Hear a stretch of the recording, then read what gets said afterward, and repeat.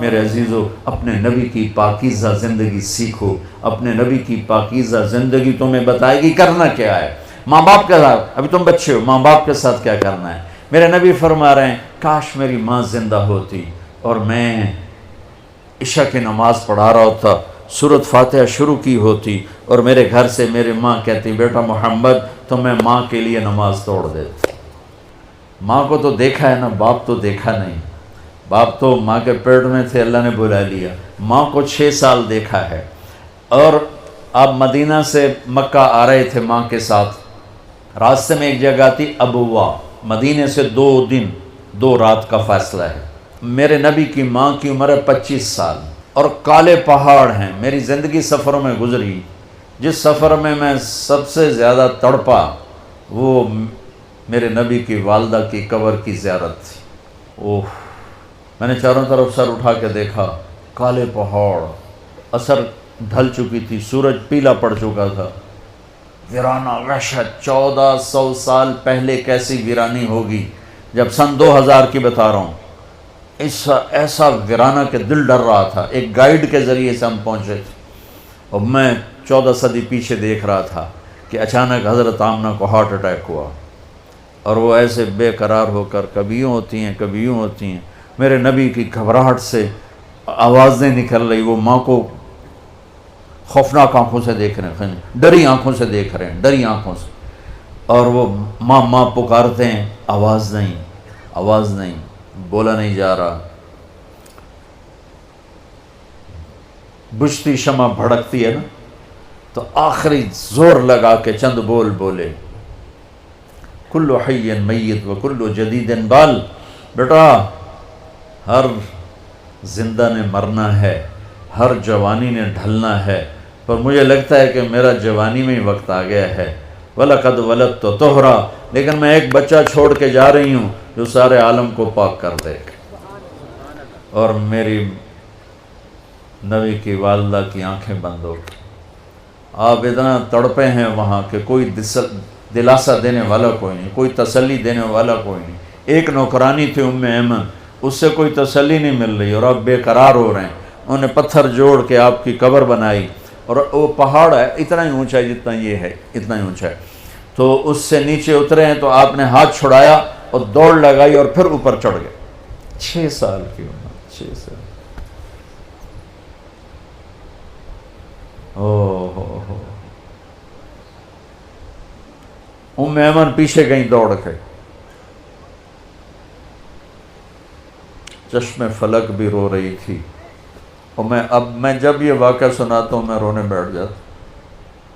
حالانکہ 2 4 10 دفعہ کوئی چیز سناؤ تو آدمی یوزڈ ہو جاتا، لیکن تم اس خوبصورت یونیورسٹی اور لان میں وہ درد نہیں محسوس کر سکتے جو میں نے وہاں جا کے درد محسوس کیا. میں جب یہ واقعہ سناتا ہوں میں پھر درد مند ہو جاتا. ام ایمن نے اوپر چڑھ کے دیکھا تو میرے نبی ماں کی قبر پر گرے ہوئے ایسے تھے، اپنی ماں کی قبر سے چمٹے ہوئے تھے. جب ام ایمن قریب آئی ہیں تو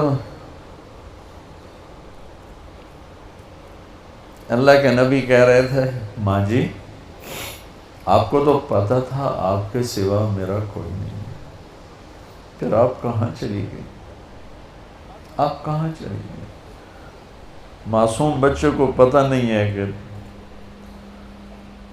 موت نے جدائیاں پیدا کی ہیں. تو ام ایمن نے کہا بیٹا اٹھو. کہا نہیں میں نہیں جاؤں گا. نہ بہن نہ بھائی نہ ماں نہ باپ کچھ بھی تو نہیں ہے، کدھر جاؤں؟ کہ بس میں نہیں جاؤں گا. ام ایمن نے کھینچا زبردستی اور چیختے بچے کو اٹھایا اور اونٹنی پہ بٹھایا اور آگے 2 راتیں 2 دن اس معصوم بچے کا نہ آنسو بند ہوا ہے نہ ہائے بند ہوئی ہے. 57 سال کے بعد آپ حج کے لیے نکلے. آپ کی عمر 63 سال تھی. آپ کے ساتھ اس وقت کو 40-50 ہزار کا مجمع تھا. جب آپ ابوا کے قریب سے گزرے تو اونٹنی کو موڑ لیا.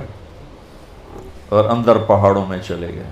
پیچھے پیچھے سارا مجمع کہاں جا رہے ہیں کسی کو نہیں پتا سوائے چند قریبی لوگوں کو۔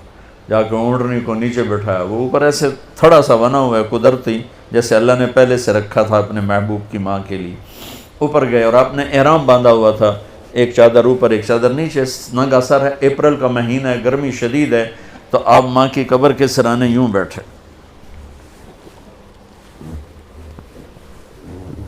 گھٹنے اٹھائے اور ہاتھ یہاں رکھے۔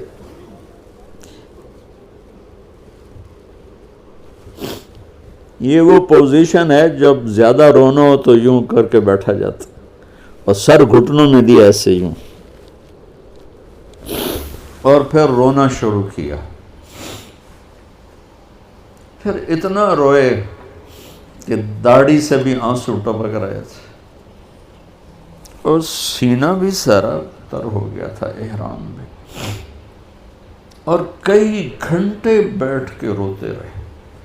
7ویں دن بندہ دکھ بھول جاتا ہے، 7ویں دن رونا بھی چاہو تو آنسو نہیں نکلتا ہے۔ 57 سال کے بعد